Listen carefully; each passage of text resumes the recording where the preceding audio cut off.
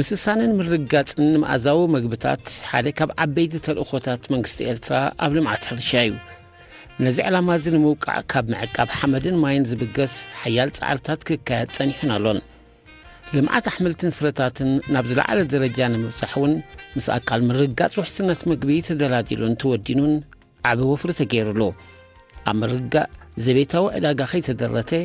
ኣብ ኣግሮ ኢንዱስትሪ ተመስሪሑ ንሰደድ ዝዓለመ ሕርሻዊ ምህርቲ ንምፍራይውን ሰፋሕቲ ቅድመ ምድላዋት ኣካይዱ ውሕስ ቀረብ ማይ ዝተደላደለ መሬት ሕርሻ ንስርዓተ መስኖ ዝተዋደደ ትሕተ ቅርጺ ብዓብዩ ድማ ዓይነትን ብዝሕን ሞያተኛታት ንምርጋጽ ዘካየዱ ጻዕርታት ቀሊል ኣይኮነን በብዓመቱ ክውህለል ዝጸንሐ ዓቕሚ እውን ናብ ሰፊሕ መደባት ልምዓት ዝሰጋገረሉ ደረጃ ኣቕኒዑ ይርከብ ንበይኑ ዓይነት ልምዓት ኢንዱስትሪ ብቐንዱ ካብ ሕርሻ ስለ ዝበገስን ኣብ ዘላቒ ልምዓታዊ መደባት ድማ መሪሕ ተራ ስለ ዝጻወትን ነዚ ዕላማ ክውን ንምግባር ኣብ ኣሕምልትን ፍረታትን እንስሳታትን ውፅኢት እንስሳታትን ሰፊሕ ወፍሪ ምግባር ናይ ግድን ይኸውን እዚ መደብ እዚ ንልምዓት ሕርሻ ፕሮጀክት ሞገራይ ብሓፈሻ ምስፋሕ ምህርቲ ባናና ከዓ ብፍላይ ክደስስ እዩ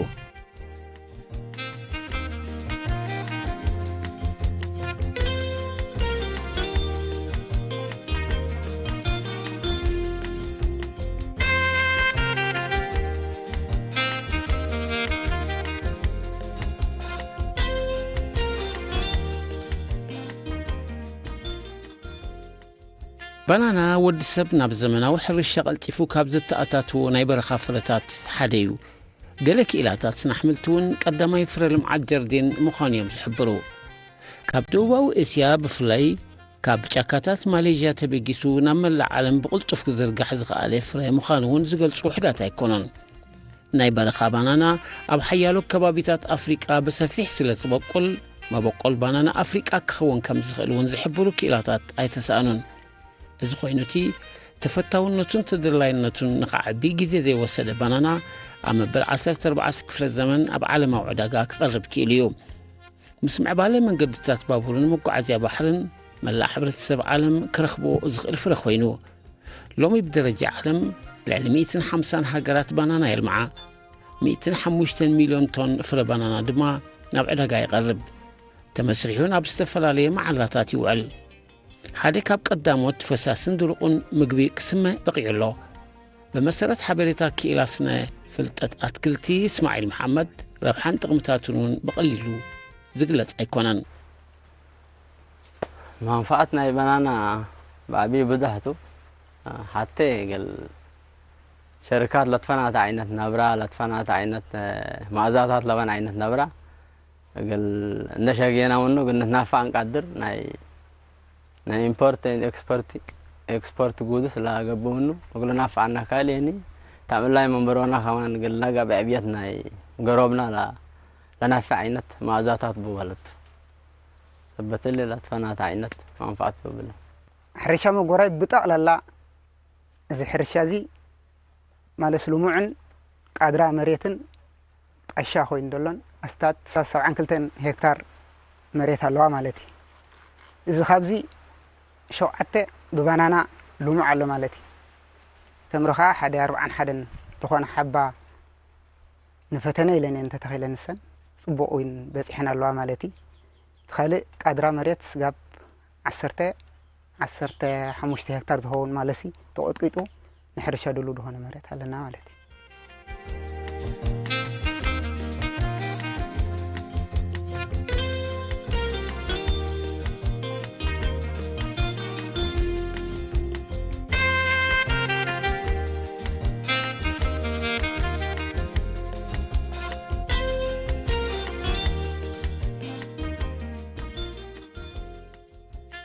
ታሪክ ዘመናዊ ሕርሻ ባናና ኤርትራ ኣብ መበል 20 ክፍለ ዘመን ይስፍልም።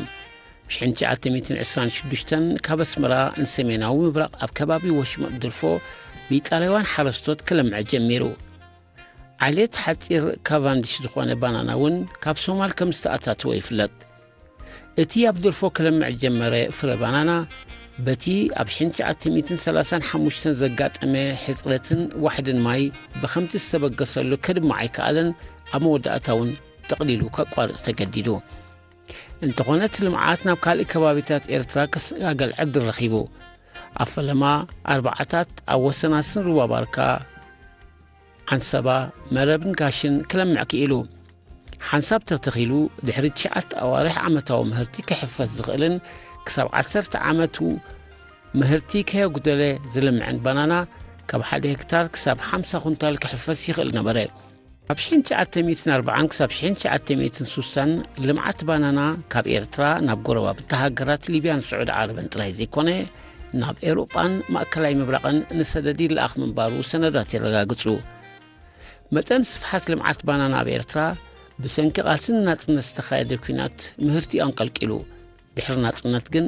ብቕልጡፍ ከስፋሕፍሕ ተራእዩ ኣብ ሰፊሕ ከባቢታት ዞባ ጋሽ ባርካ ፕሮጀክት ሞገራይ ቡን ሓደ ካብኡ እዩ። ሞገራይ ሕጂ ኣቐዲሙ ተጀመረ ዚ ፕሮጀክት እንዲዩ ኣቐዲሙ ዝጸንሐ ሕጂ ዚ ፕሮጀክት እዚ ኣብ ባናና ብጣዕሚ ተባባብስ ናይ ባናና ቦታ እዩ። ማይ ከዓ ኣብ ወሰን ሩባ ባርካ ስለ ዝኾነ ማይ ኣለዎ። ሕጂ እንታይ ይብዚ እቲ ናይ ምስፋሕ ተኽእሎ እንድሕር ደኣ ብቓፅዖታት ክትከይድ ኮንካ ካብቲ ነቲ ውልቀ ሓረስታይ ተገደብካሉ ንሓይሽኻ ትብሎ። እዚ ሕጂ እንታይ ከም መደብቲ ናይ ማይ ዓቕምን ናይ ፀዓትን ኣብኡ ናቱ የዕቢኻ ከመይ ጌርካ ብሉፅ ባናና ብዝሰፍሐ ኣብኡ ክተፍሪ ትኽእል እቲ መደብና። እቲ ዝፈሪ ባናና ናይ ብሓቂ ብኳሊቲ ኣዝዩ ብሉፅ እዩ።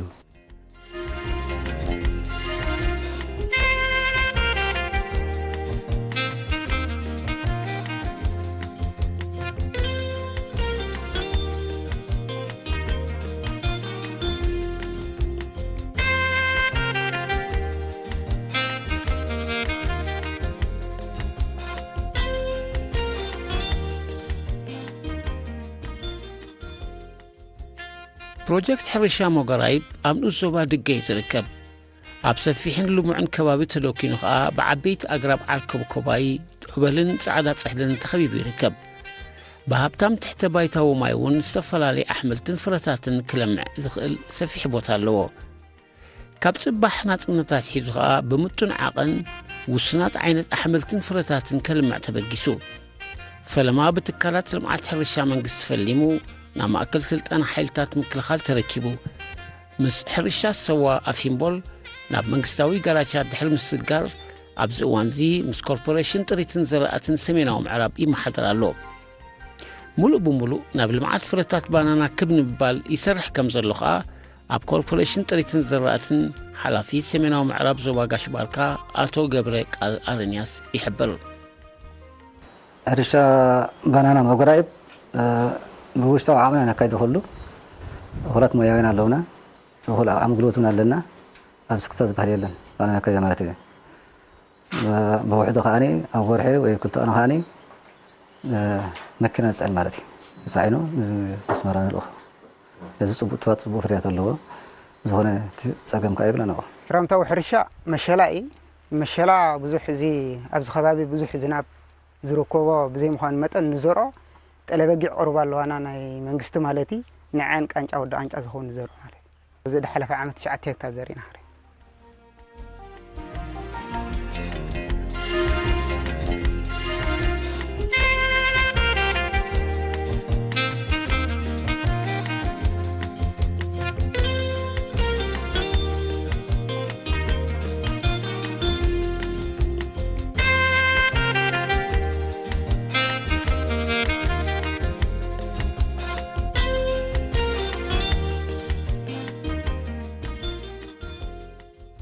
ሎሚ ልዕሊ 1,000 ዓይነት ባናና ኣሎ።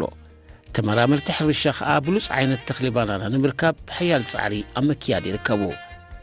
ባናና ካብ ኣዝዩ ዝሃብተመ ክሳብ ድሓን ዝኾነ ትሕዝቶ ሓመድ ዘለዎ ቦታ ሕርሻ ክለምዕ ይኽእል። متأنا متصت نايت بانانا زلم على حمد كاب 6 كساب 7.5 كبلص حبر سم قالو طلي لعلنا يمساك تكوقلو ابزلو قصلا مريت كفر يخل لعل عغن جوا محمدن ناي مزرق بهريات زلو حمد كن لمعت بانانا مچو ايكونن بزتفلالي سرعه مسنو كلم عز خل كنكنن كتتلن طراي زطلب فره مخانو يزحبر مراحل الشاوي لمعت موغراي باتو اسماعيل محمد انا على قلنا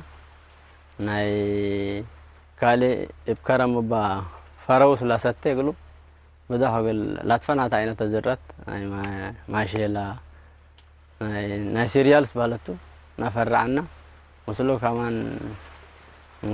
كان بوتات تفنات كان بوتات حبربرو كما انيمال ساينس نايم اشكال انشقوا ناي بلانت ساينس لغبانا ناينا نشقه بارات فناتا مويا نبو حفشاو نطفتات نابزنو كايدو كوسكواس ناي زبانانا الله دخعي مدقع الله ما دخعي نغبرلو صريت لعل كل صريت زبانانا سراح ابزي مال سالك دلو صريت زيالو ما انت تقورصا زي هلا تدنن تنقز نعات عليلا صريت الله خما ها اوطقات اوطقات دلو ريهم زغراب غلملتات نوع نصرار ولو ماي مستا الله كوميتي نطفتاتنا تاوزنا كايدو مالتي يدون نطفتات صريت كوسكواس صريت بانانا ماي مستاي ويتات እንደገና ወን ባፈሽዋ حلواجي እንደተራት ዋርዲያውን አለውና ናይ ህበይ ናይ ፓሪስ ገለም ዘሉ ويتات ዋርዲያ አለና ويتات ፈታት ነካይት من تمدب بزح ديبو يودي خوني دارغا حتى سنه تديب لك لكو ديبوكم غدن على غنا ناي كالي ابكرم با فراوس لا ستيغلو بدا هقول لا تفنات عينه تزرت اي ما شيلا ناي سيريالز بالتو نفرعنا وصلوا كمان كان بوتات فناتا كان بوتات حبربرو كما انيمال ساينس نايم اشكال انشقوا ناي بلانت ساينس لغبانا ناينا نشقه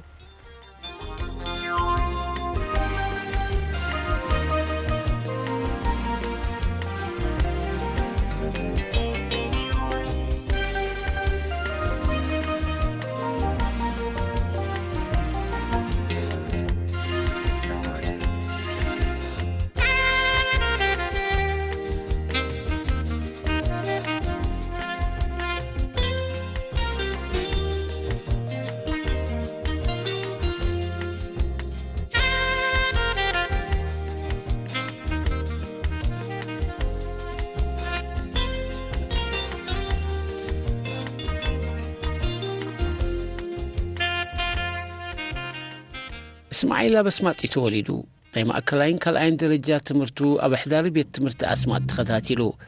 مس مبل 25 زوري هاغراو اغلغلوت نابساوا وريدو ناي ديغري نصب مصا نابت زفتو موياس نحرشاك مهارنا كولج حمل مالو تصنبيرو بسنه فلطت اتكلت تمرعو اب استفلالي بروجكتات حرشا سريحو بانانا علنا ناي لمين علنا اوروب تمرغ حاجه فتنه حاجه انا بفلاي جنت فتات كاب زمت ابتن تمري زنطف نيره مالت تمري 40 حد بقدر 40 حدين كمزي كاب زمت صخا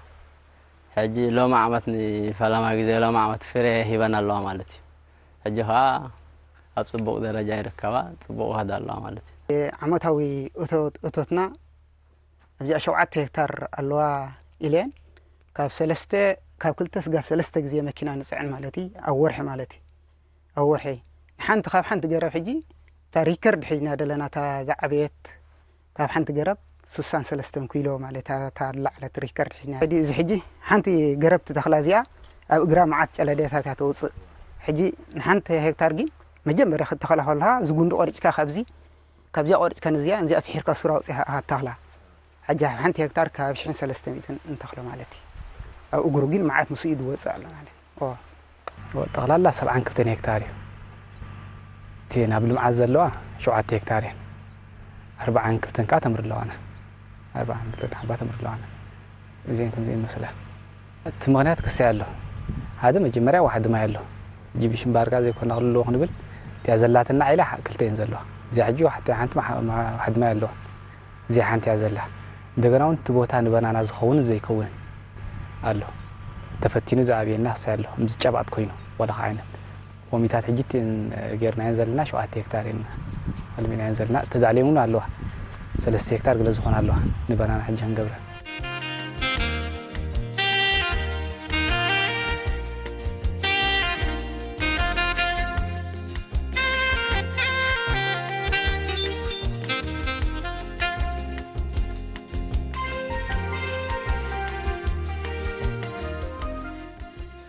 ልምዓት ሕርሻ ሞገራይ ብዝተፈላለየ ሞያ ዘለዎም ክኢላታት ሕርሻ ይዝቕለስ ካብ ዝተፈላለዩ ኮሌጃት ዝመጹ ምሩቃት ሕርሻ ነቲ ልምዓት ይመርሕዎ ክኢላ ምክልኻል ብቑሊ ኣድሓኖም ታደሰ ካብ 1990 ማዕዶ ኣብ ዝተባህለ ዓዲ ዞባ ደቡብ ተወሊዱ ክሳብ 11 ክፍሊ ኣማይ ድማ ትምህርቱ ድሕሪ ምክትታል ከዓ ምስ መበል 25 ዙርያ ናብ ቤት ትምህርቲ ዋርሳ ይከኣሎም ርሒቡ ናይ 12 ክፍሊ መልቀ ፈተና ወሲዱ ከዓ ናብ ኮሌጅ ሓመል ማሎት ጸንቢሩ ድሕሪ ምረቑ ካብ 2014 ኣብ ሕርሻ ሞገራይ ተመዲቡ ስራሕ ይቕጽል ኣሎ ቁመናን ዓቕምን ሕርሻዊ ልምዓት ሞገራይ ብሓፈሻ ልምዓት ባናና ከዓ ብፍላይ ብኸምዚ ይገልጾ በርያብ ዝቦታ እዚ ክልተ ዓሌት ንዓና ጸንሒና በለድን እስራኤልን ዝበሃሊ ኣብዚ ተተኺሉ እዚ ወንድሓኒ ጽቡቕ ውፅኢት ይቡ ብዝያዳ ግን እንታይ ብልጫ ኣሎ እቲ ኣብዚ ጸንሐና በለድ ዝበሃል بزيادة بلجأ دلوه أنت سمعنا. هاي بلجأ الله حدا إتي نفاسن صحي نتصوري ما يسمعون نتصوري مالتي بلدز بهالعليات. هذا ها قولي له ها هو الدق أي كإني صور بلجأ الله هو يسمعني. أبعد قاتاتون ناس مرة ديبو أبس مرة بواقعن كل شفنا الكاكاون أيه نمبر دحند وانا خساخي يدالو بقوند ذن مسنا يبعل كباب تسنة زلو بصفيو تتحيزنا زلنا نايما بانانا خالق فروتاتاتن بزسفعي يقملو سلو كونتاتن مفتار حجي نزخ ميديركا كله زادلي نقرات عماليها نبزل على درجات تسقريو هتمدب دالو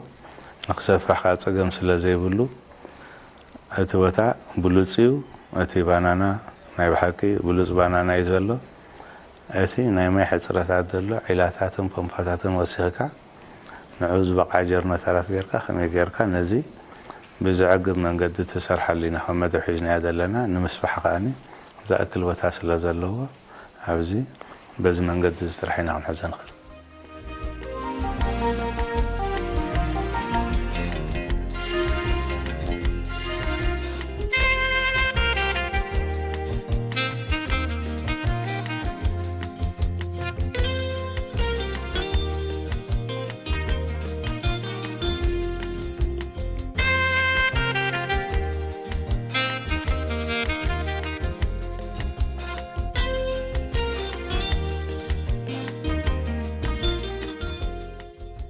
إذن قامتو زلنا نقطة لمعات قرب لمينيو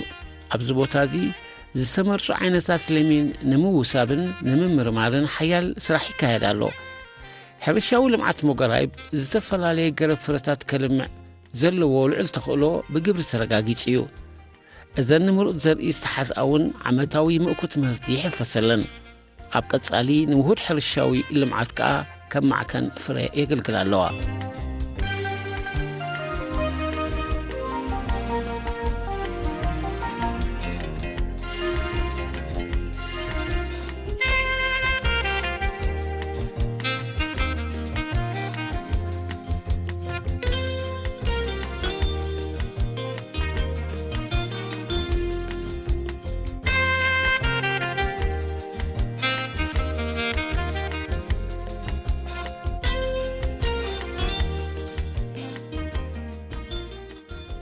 سرعة مزرقح ماي بروجكت حرشا موقرايب بناي نقح مسنويز السلاسل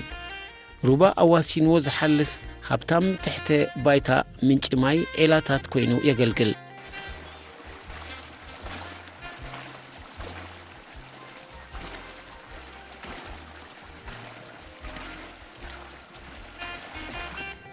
عندن لقفتن جنريترات أمقولات ماي العلق ديت صوتا اتزكايدون فتاتون ዝተመላልአን ዝተዋሃደን ምዃኑ ኣቶ ቢንያም በርሀ ይሕብር። ኣብዚ ሕርሻ ምናልባት ከምቲ ትእቶትስ ከም ምንኣስ ይኮነን ኣሎ ሰፊሕ ሕርሻ ኣሎ ብዙሕ ዝእቱ ንእሽቲ ሕርሻ ኣሎ ብዙሕ ዝእቱ ከምቲ ምንኣስ ኣይኮነን በቲ ዓሙስ ይእቱ ይፅዕኒ ንኣብነት ናብ ኣብ መፅዓን ዘለዋ 5 ሄክታር እየን እዚአን ተገደደ ወርሒ 3 ግዜ ገለፅዕና 2-3 ግዜ ፅዕና ብክስታይ ማለት እዩ እተን መኻይን ትፅዓና እውን ኣይሽዩ ይኮናን ዓበይቲ እየን። ኣባል መበል 24 ዙርያ ሃገራዊ ኣገልግሎት ቢንያም በርሀ ኣብ ከረን ተወሊዱን ዓብዩን ተማሂሮን ካብ ቤት ትምህርቲ ዋርሳ ይከኣሎ ናብ ማእከል ሞያዊ ስልጠና ሳዋ ክፅምበር ዕድል ረኺቡ ብሓፈሻዊ ሕርሻ ተመሪቑ ከዓ ካብ 2013 ኣብ ፕሮጀክት ሕርሻ ሞገራይብ ይሰርሕ ኣሎ። ፕሮጀክት ሕርሻ ሞገራይብ ናብ ልምዓት ባናና ድሂቡ ይሰርሕ ምህላውን እቲ ኣብቲ ፕሮጀክት ዝካየድ ንጥፈታት ኣተስፋዊ ምዃኑን ይሕብር። ኣብዚ ሕርሻ 2013 ወርሒ 11 መፅአ ኣብዚ መፃ ኩሉ ግዜ ባናና ጥራይ ነይሩ ኩሉ ግዜ ፍልይ ኣለዎ ካብ መጀመርያን ሕጂን ማለት እዩ መጀመርያ ዝመፀናሉ ተመክሮ ይነበረና ትምህርቲ ጥራይና ነርና ኣብ ቅድሜና ዝነበሩ ካብኦም ተመክሮ እንዳወሰድና እንዳበልና ንኸይድ ኣለና እቶም ድሕሪና ዘለውን ከምኡ ኣብዚ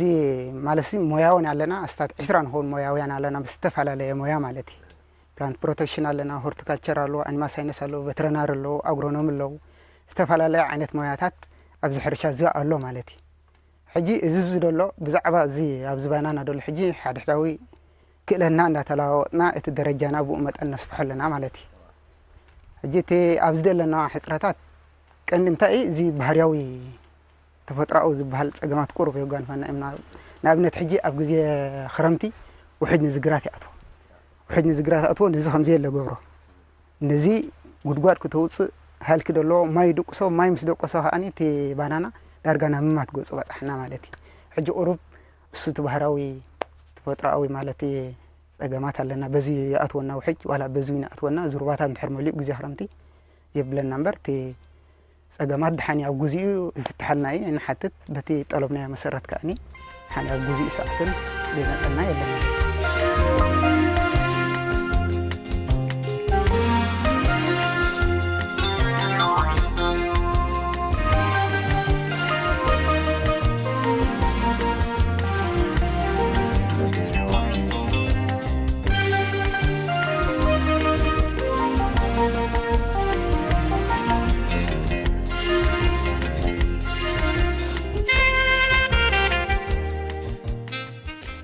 ዝኸበርኩም ተኸታተልቲ